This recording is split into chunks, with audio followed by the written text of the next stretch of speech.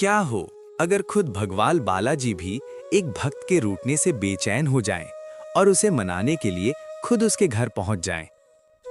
बहुत समय पहले की बात है। एक छोटे से गांव में राम सेवक नाम का एक गरीब भक्त रहता था। उसकी एक छोटी सी झोपड़ी थी, लेकिन दिल में अपार भक्ति थी। उसका एक अटूट नियम था।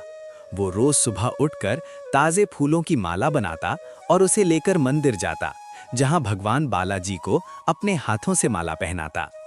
एक दिन उसने भगवान से कहा, प्रभु, मैं ये सेवा 11 वर्षों तक करूंगा और 12वें वर्ष के पहले दिन आप मेरे घर आकर मेरी माला स्वीकार करेंगे। समय बीतता गया।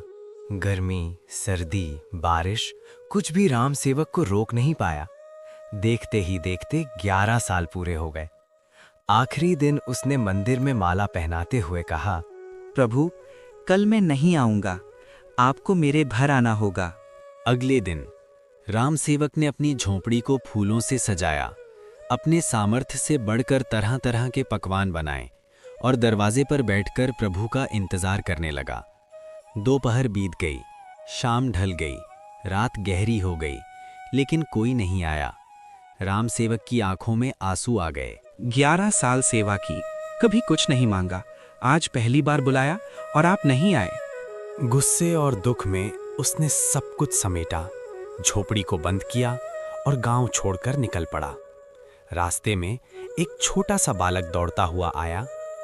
बाबू, रुको ना, अभी मत जाओ, आगे बहुत कीचड़ है, तुम गिर जाओगे। राम सेवक रुक गया। थोड़ी देर बाद बालक बोला, बाबा, आपकी पोटली से बहुत अच्छी खुशबू आ रही है, क्या है इसमें? राम सेवक ने उदास होकर कहा, ये भोग है, एक ऐसे भगवान के लिए जो वादा निभाना भूल गए। बालक बोला, मुझे थोड़ा खिला दो ना।